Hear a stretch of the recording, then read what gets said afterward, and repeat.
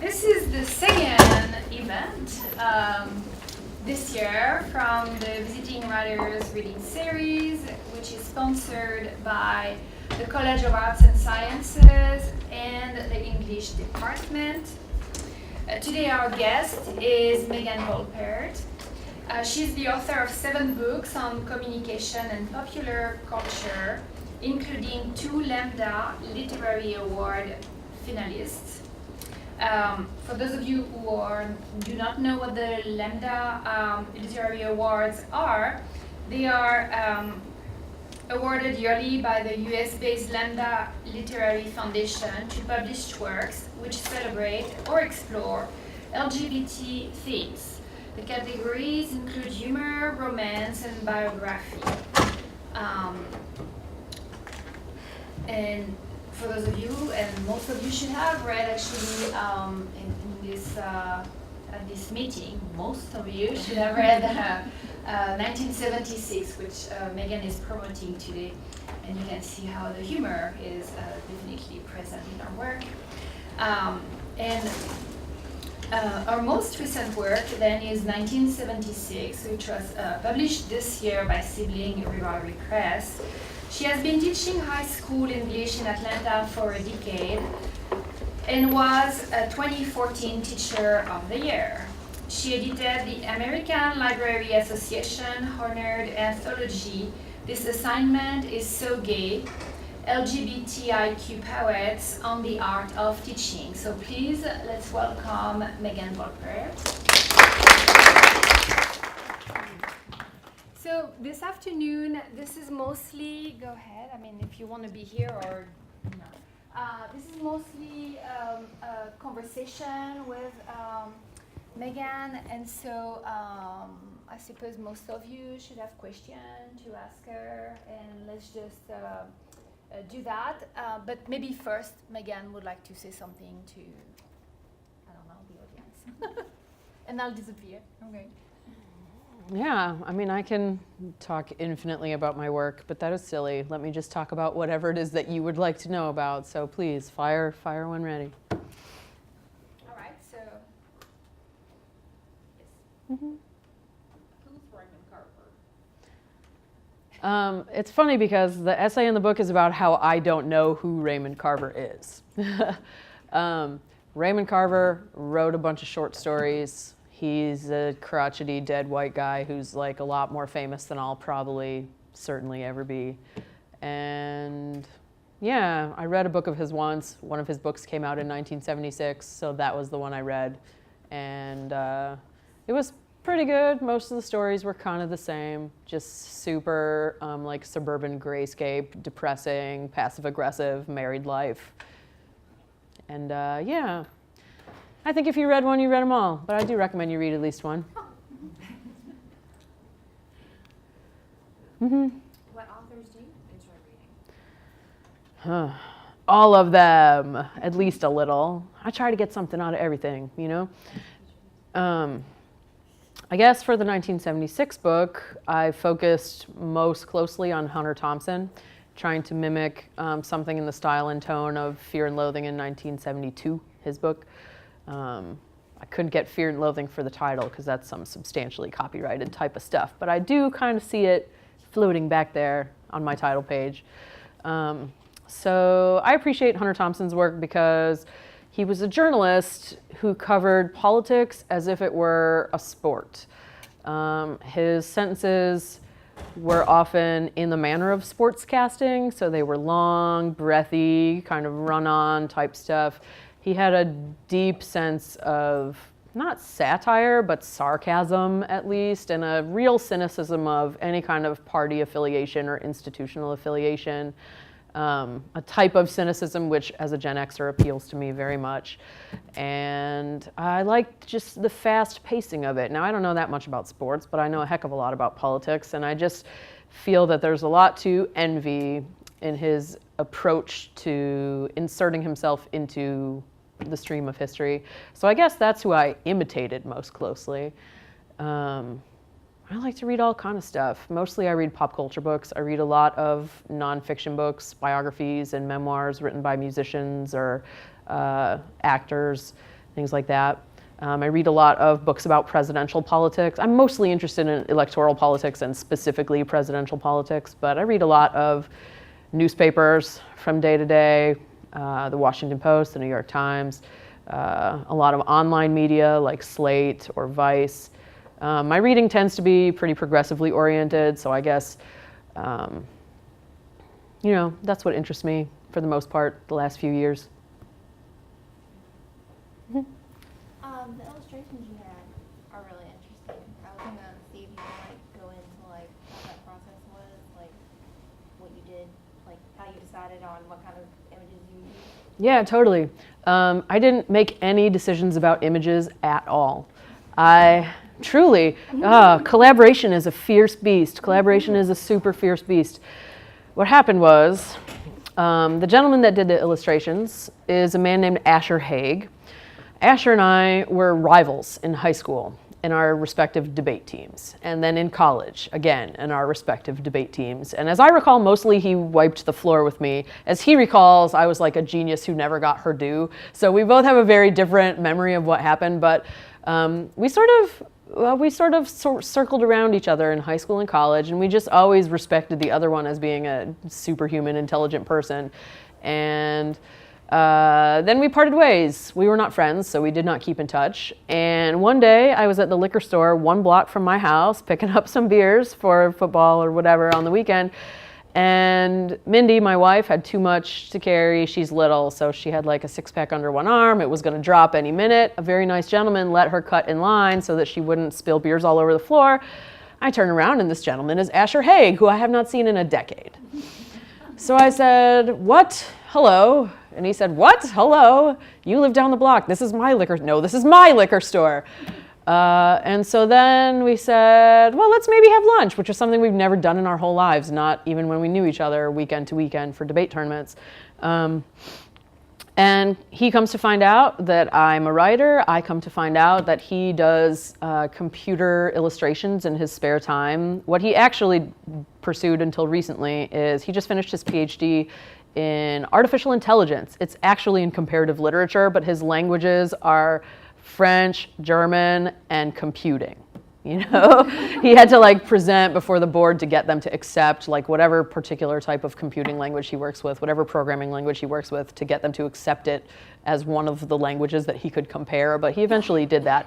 So Dr. Haig is a super intelligent man.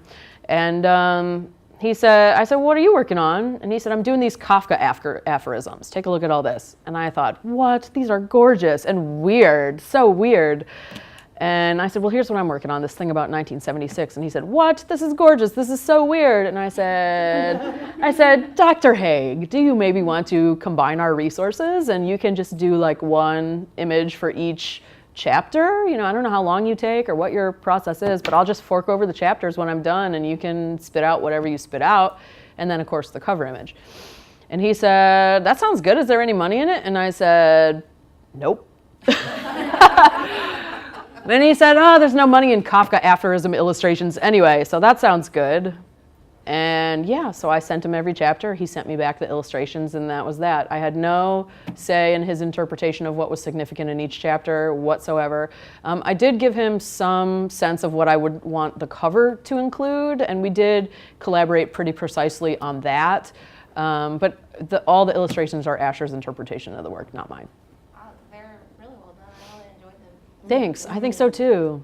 He's a super interesting guy. There's a lot of jokes in the illustrations that are about the tone or the attitude that I take towards some of the subjects in the book. So in a lot of ways, the illustrations serve to undercut the voice in the chapters, which I found delightful and refreshing, frankly. Because there are moments in the book where I thought, I am having to be far more serious than I would like right now. Oh, but there's Asher to kind of slap me on the side and say, hey, stay focused, keep both feet on the ground.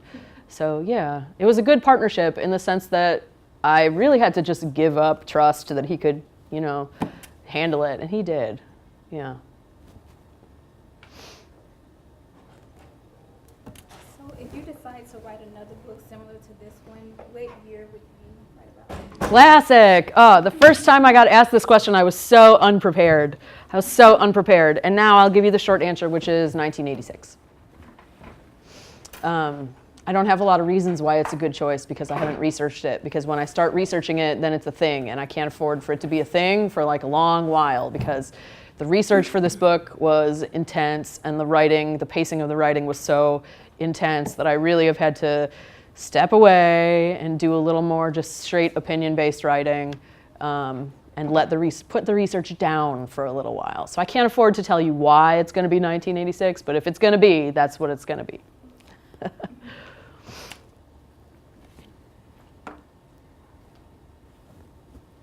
was just wondering why you picked the year 1976, because you were born in 1981. Mm-hmm. And it's kind of strange. Why didn't you go back to 1970 or 69 in The Flower Child, which is, I think, what you were aiming for here is that freedom that they had way back when, and you missed it because you were born in 1981. Yeah, the idea of freedom that's associated with hippies or flower children of the 60s is for me a little too optimistic, frankly. I prefer the freedom, I prefer the independence that comes with punk rock. I prefer the independence that takes place in the late 70s, which is a little more cynical and a little more hard-edged and a little more hard-won, frankly. I mean, in the 60s, you had to face like your hair being chopped off against your will and being told to be like, get a job. You know, I just feel that in the late 70s, there was this real sense of the suburbs are taking over everything, and we don't have, the 60s are obviously, that notion is gone and buried, and we don't have anything to look forward to, and Reagan is coming, and capitalism is coming, and it's eating us alive already. And so the cynicism of punk rock is a type of freedom that has always spoken to me, just more than the type of freedom of the 60s. So I picked 76 because that is unquestionably the year that punk rock became a thing, for starters. And then bicentennial book, I thought, it's 2016, that's going to be like a 40th. There's going to be tons of publications about 40th anniversary of the bicentennial, right? Let me hop on that train and see what happens.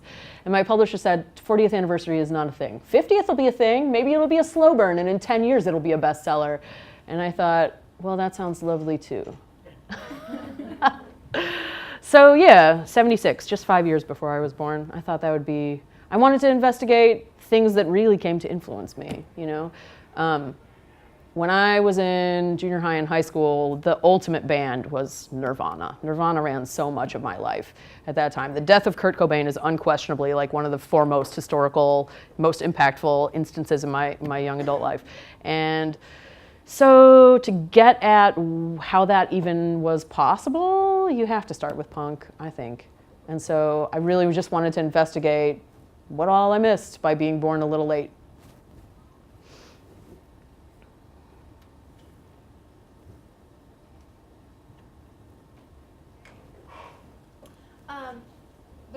You mentioned your family a few times in here, and I was wondering if you had to get like their approval to add them to your book, or if you just like sort of went with it and they're like, they're in here, so. I've never asked my family's approval for anything in my whole life, probably. Not since I moved out at the age of 17, which was a little later than I would have liked. If I could afford to get out sooner, I probably would have.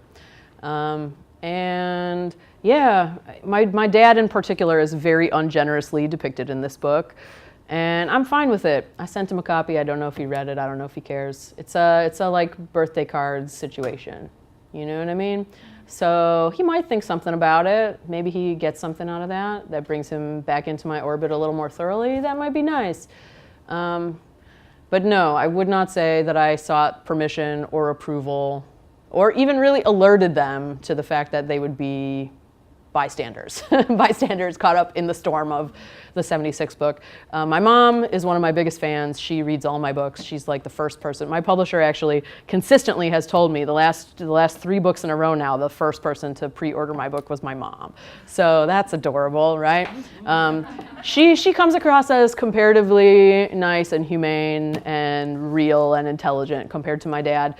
So I think she probably doesn't have any beef with the way it turned out. But I certainly, even if they did have complaints or criticisms, I don't think that would have deterred me or caused me to soften it at all. Can they sue you? Can they sue you? No, I don't think so. I haven't given anything that isn't my opinion, Okay, right? It's just your opinion. Yeah. That's awesome. Kind of. I mean, it's one thing, just from like a journalistic ethics point of view, it's one thing if I say, quote, my dad was a shitty dad. It's another thing to say, like, quote, my dad beat me on these subsequent Saturday occasions. You know what I mean? Like, those are facts, which I'm not presenting. I'm really just presenting sort of the emotional tone of my childhood, which was very much caught in suburban malaise tied to my authoritarian dad. So, you know, those are not matters of slander or libel, really. Mm-hmm. As a writer, what would you say your greatest weakness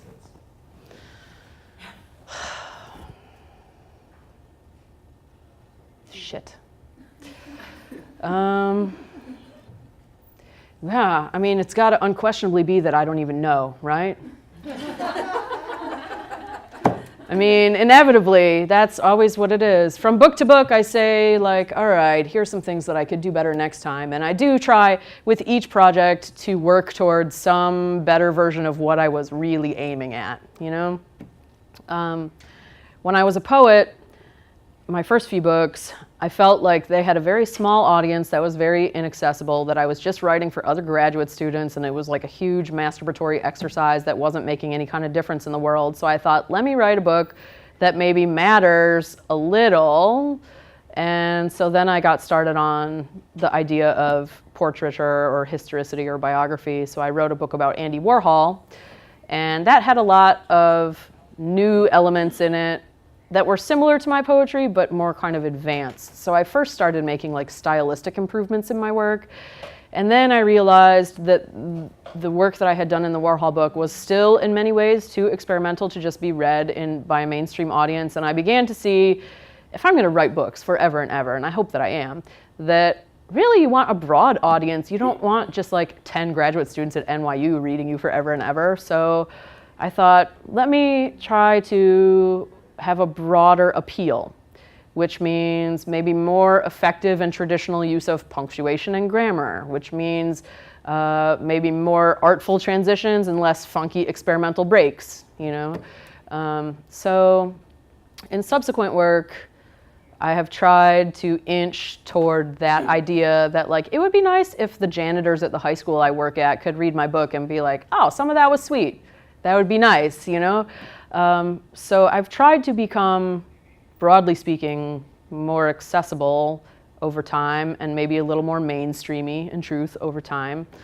In the 1976 book, the comments that are coming back to me are about how surprisingly suspenseful it is and how people are kind of like binging the book actually, because there's no natural stopping points outside the chapter breaks, even though each individual chapter I would say has 6 to 8 essays on a variety of topics. It's just the transitions are kind of too smoothly crafted so that you don't realize you've gone on to another subject.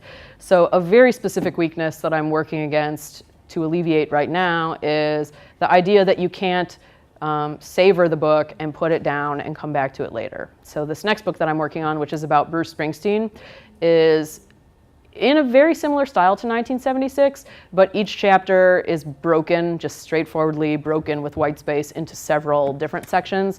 So I have made an effort to actually weaken the transitions and make more choppy transitions, because what readers were telling me about the 1976 book, to them felt great, but I heard it as a criticism. It was not something that I wanted or intended, and I'm trying to self-correct for that next time. So, you know, from book to book, I have different weaknesses that I then try to evolve out of and overcome. But as a writer, capital W, I couldn't for the life of me tell you. I don't know. History will reveal that, right? I guess. I hope it's not something that's too profound or too consistent. In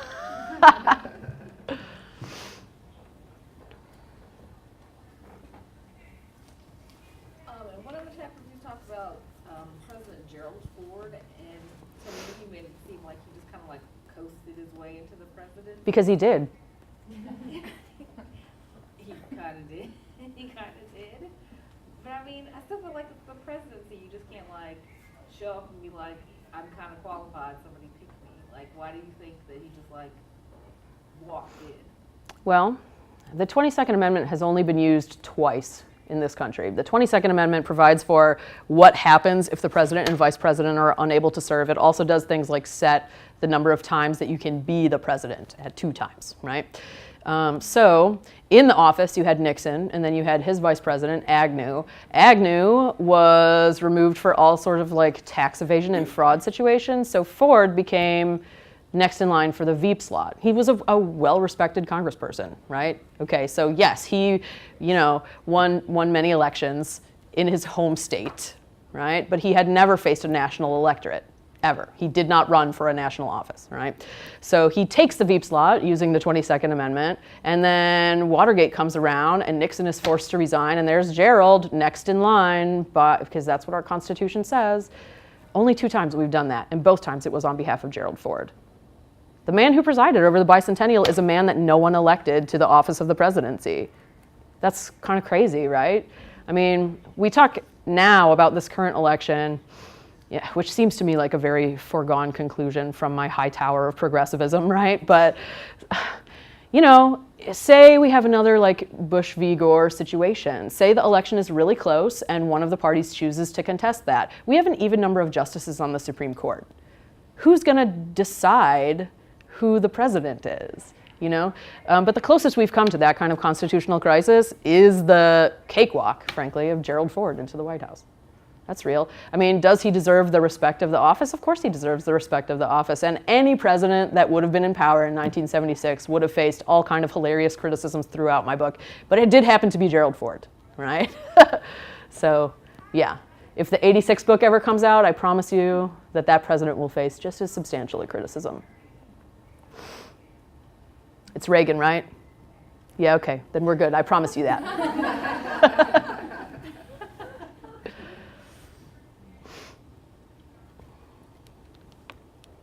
So why teach English and not history? Facts don't last very long with me. I'm not good at keeping them in my head. I can tell a story that is about them, but I'm not a student of history. I'm a student of storytelling, primarily. And yeah, I mean, a more pragmatic answer to your question would be, I have an MFA in creative writing. I'm lucky that I'm even qualified to be an English teacher, let alone a history teacher. The route to getting my certification in English was much more clear-cut than history. I had many teachers in high school and in college in the history departments that were also my faves, very much my faves, right alongside my best English teachers that really influenced me. I guess I didn't realize until the last maybe 5 years or so how much I cared about history, which I think is just a thing about getting older, is that you start to think about, well, we're living in it all the time. We are living in what becomes history, And as I get up into my mid-30s, as I get up into my middle age, then I start thinking about, where does all this stuff come from? And is it true that history repeats itself all the time? And if so, like for good or for ill, or how can we make enough slight adjustments that the world continues to get better, even though history constantly repeats itself? So, I mean, I guess my interest in it is comparatively new to when I started teaching. When I started teaching, I was much more straightforwardly just a poet. But yeah, I don't think I could hack it as a history teacher. I don't think I have the informational capacity. This book took a lot of spreadsheets. How did you decide on like which personal stories you would include besides the facts that you were using? Well, when the shoe fit, I wore it. I don't know, one thing reminds you, another thing reminds you of another thing. There is a sort of freely associative element to it, but another is that I have so many stories that are connected to, the specific bands that are discussed in here.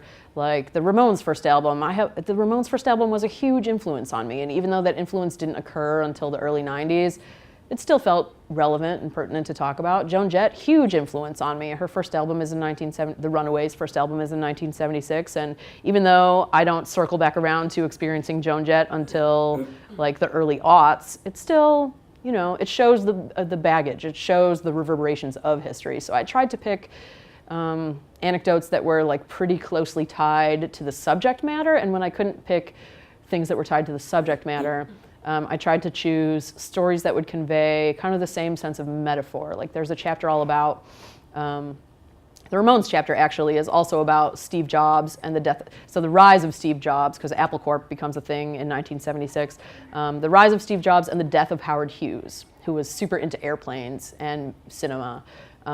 So I tried to tell a story there that's just about my love of motorcycles, because machines are machines, and what you think about machines in any genre can kind of operate as a through line there. So I tried to, where I couldn't base it on the content, I tried to base it at least on sort of what I thought would be good metaphors for thinking about those ideas over time.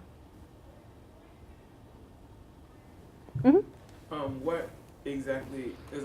What exactly are your thoughts on progressivism? Wow. I'm for it. And I think it's inevitable. And what makes you support progressivism? A lack of alternatives. Okay.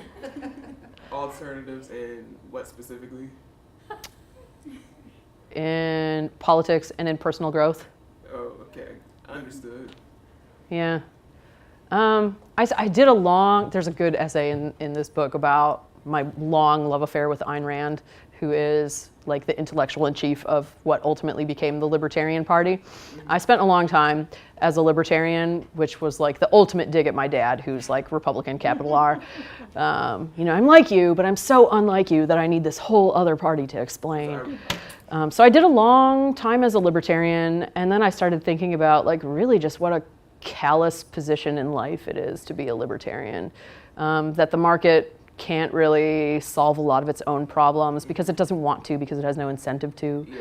And being a queer, being a Jew in the South, all kind of reasons where I think, just the slight, as much, that quote about how the arc of history bends ever toward justice. I think if that's true, then that necessitates that is ultimately a definition of progressivism, I think, probably, And it's like, I figured I'd ask because, like, in today's politics, it's like, it's automatic, it's all boiled down to Democrat and Republican. And it's like, I don't really think that, it's like, if you're really progressive or whatever, I don't really think anybody should vote solely Democrat or solely Republican, because it's like, both Democrats and Republicans, they will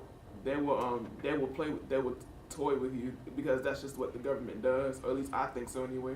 Yeah, I think that's a fundamental flaw of a two-party system. And right now, we barely even have a two-party system, Because, like, in my opinion, both of the candidates we have, they're both equally corrupt, in my opinion. I think they're differently corrupt. And equally I'm corrupt, unwilling but to they're consider whether that makes them equals. I don't think corruption is pass-fail. I think probably 100% of politicians, even third-party politicians, are corrupt, because that is some element of what is required to do the job. Yeah. Just like I would say that, and there's good research to support this, like a lot of people who hold C-level suite office positions, like CEO, CTO, CFO positions, tend to be more on the sociopathic side of life, right? So there are certain personality traits that lead people in one career path or another career path. And I feel like if you're going to be a politician, that's because you understand in a very lawyerly way the ins and outs and the loopholes of the situation that you are building. And you are flying that plane as you are building it, which is a crazy idea. So, yeah, I think all politicians are corrupt. I wouldn't say that corruption is a pass-fail issue, and I wouldn't say that it makes me into a single-issue voter. There are some kinds of corruption that I respect more than others because they assist in work that I would rather see done. Mm-hmm. And that makes me a 35-year-old sellout, which I am comfortable with. If and when you write the book about 1986, how much do you think the music of that time period will play a part in that writing? I don't know. Haven't researched it. Can't afford to think about it, but appreciate your question. Now, you were alive during that time. I was 5. Yeah. But looking back, I'm thinking about the new wave music. Me too. Yeah. And it's totally but you could also, I'm sure there's another Bowie essay to be had. I'm sure there's another Joan Jett essay to be had. Probably there's another Bob Dylan essay. Yeah. So, yeah, you could do like a straightforward continuation of this book in some ways and really just chart the growth of all those politicians and all those musicians 10 years later. I don't think that would be the avenue that I would take, but it's certainly possible to go back and choose all the same subjects. How do you feel about ghostwriters? Because I have a friend who is a writer, and he's like, I don't know what like spend my time struggling to get published, or just be a ghostwriter and get a big check for writing Kim Kardashian's biography? I don't know. Would I ever use a ghostwriter? Hell no, I would not. Have I considered being one? Yes. But here's the problem, right? Here's the problem, is that, like, why wouldn't I just write a biography of that person? Why wouldn't I just write the ultimate authorized biography and work with them just as closely and get it done? You know, like, does Kim Kardashian really need her name on that book? Does she really? Probably not. You know, if you say, like, Kim Kardashian has authorized this exclusive biography, then that's the same. And you can make good money and still have your name on the book. So I have not engaged in any ghostwriting type activities, and I would say that's because I respect myself. You know, I want my name on the book cover. And, you know, maybe that means my checks are fewer and further between or not as big, but that's my name on that book, you know? I mean, the more stories we can tell, the better. But I don't necessarily know why, if you can't write a book, you wouldn't just hire somebody to do it for you explicitly and let them put their name on the, I don't know. Ghostwriting doesn't make a terrible amount of sense to me, frankly. But I mean, no judgment. People got to earn a living. And if that's the only way you can make a living as a writer and you need to be a writer, then do that, you know?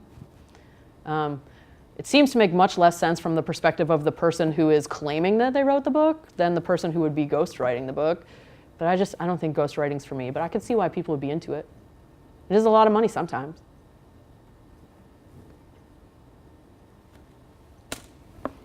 If you were to think of doing a book for 2016, what part of 2016 do you think you would be the base to your book? Would it be the politics?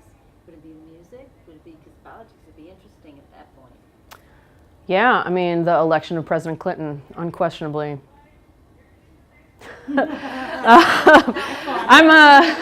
I'm working on a book about Bruce Springsteen right now.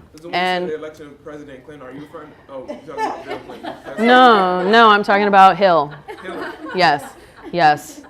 I was hoping you were talking about Bill, but No. My husband and I have decided we're doing a 3-step system. We decided that between the thief and the idiot, we don't want to vote for either one. So we said, well, maybe somebody said, we'll vote for the party. I said, well, I believe that they believe to be split apart, you know, so I don't want to vote. So we're going for the vice presidents because this is such an emotional thing that we figured whoever's going to become president is going to get assassinated. Wow. That's bleak. That speaks to a distrust in your fellow Americans, even more than a distrust in your politicians. I'm concerned for you, genuinely. I'm writing a book about Bruce Springsteen right now, and it is about what faith and feminism in middle age looks like. And a large throughput for this book is definitely my ongoing and evolving thoughts about the election of Hillary Clinton. So, yeah, for example, we graduated from the same high school. We grew up in the same neighborhood in Chicago. She took calculus with my Uncle Sherwin. So it starts very deeply in my childhood, walking around, seeing her photo in the hallway next to Harrison Ford's photo, because he also graduated from my high school, right? So it starts like, you know, she's been a presence in my whole life. And yeah, so I think about it a lot. I think about the ways that she and I are the same and raised the same. I think about how our dads were kind of similar. I think about the different paths we took in college and how I became sort of a more rebellious type of activist and she became sort of a more straight-laced Methodist. I think about what would have happened if I had decided to go to law school, which I very nearly did, and how I may have turned out quite a bit much more like Hillary Clinton than I did. And to you guys just today, it may seem like ridiculous that I have anything in common with Hillary Clinton or that I could identify with her at all. But the truth is I identify with her as a person, not as a politician, very strongly. And so every inch of her life story and her timeline is about, I have made it about me. I have managed to make it about me my whole life, about the places where she and I took divergent paths and the places where we took the same paths. And everything that happens to her, whether she is elected or in what way she is elected or how long she gets to hold office, all of those things ultimately speak to me as personal lessons for my faith and my feminism, and what works and what doesn't work. I feel like she's like really out there in the forefront, and I'm marching behind her and waiting to figure out what moves are reasonable moves and what moves are really unreasonable moves. And she is unquestionably teaching me lessons in that regard all the time. So I am in some ways working on the 2016 book, and it does very much revolve around Clinton.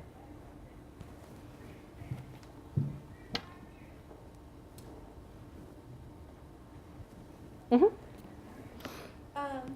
So I have to. Do you still write poetry?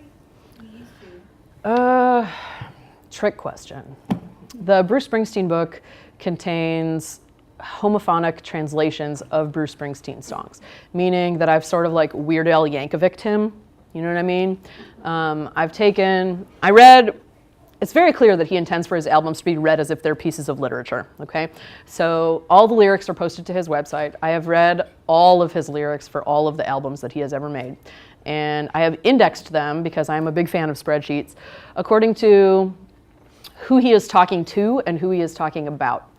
And I have a list of all of the songs or poems where he appears to be speaking directly to a female listener, darling, baby, Rosalita, whatever it's going to be.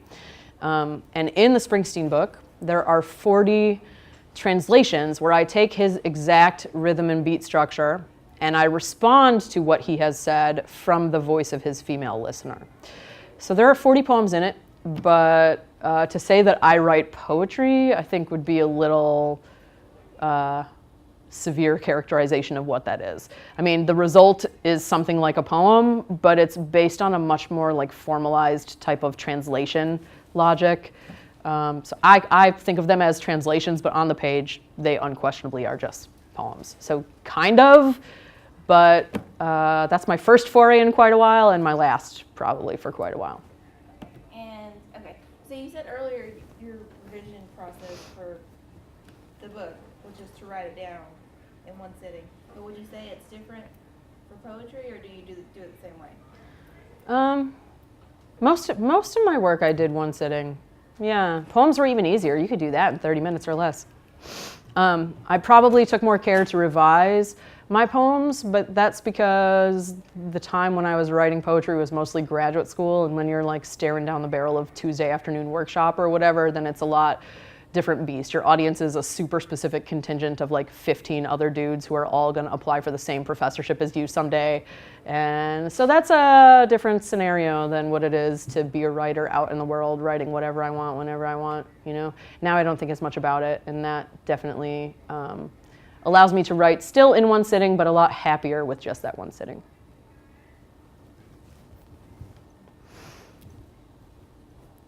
When you write for 12 hours, is it like, I want to get it done, or does it just flow and you just realize that you've been there that long? Sometimes one, sometimes the other. I will never sit down at the computer with the idea that I need to just get it done. If it's not ready to come out, then it's not gonna come out, and I'm not gonna like sit there and stare at a blank screen. When I sit down, my hands are instantly going, and they are going until they can't go anymore. And sometimes I look up and it's 3 p.m. and I have not eaten and I have not showered, you know. But for the most part, I would say that it just flows. But I don't sit down until I feel that I have enough things bubbling up that are ready to be said. I would never just say like 8 a.m. on Saturdays is when I write, and here it is, 8 a.m. So now I'm gonna sit down and do the do. No, that's way too forced for me. I definitely take days off like anybody else. Is there a time when you're finished, maybe before you submit, that you ever feel like, oh, this is just crap, I've done a horrible job, and you ever doubt yourself? No. No, I mean, I'm not being paid, you know? So why would I ever sit down to write something that I thought was inferior or sucky or half-assed in whatever way? I'm not gonna do that. I'm only committing to write about the things that I love and care about, and I'm only gonna apply the utmost rigor in my consideration of those things in the first place, you know? Like, I'm not just gonna publish something because it's finished. I'm gonna publish something because I worked hard on it and it's ready to go. You know, I have some things that end up in the wastebasket, but those are things that maybe turn out like I went in an unanticipated direction, or it turns out the conclusion I was looking for is not very well supported by research, or my experience didn't bear out the themes or tones that I thought they were going to be working on. And so, you know, I'll trash things occasionally. But no, I mean, like upwards of 90% of the time, it looks good because I waited, I let it germinate the right way. I picked things that I really cared about and had something to say, you know?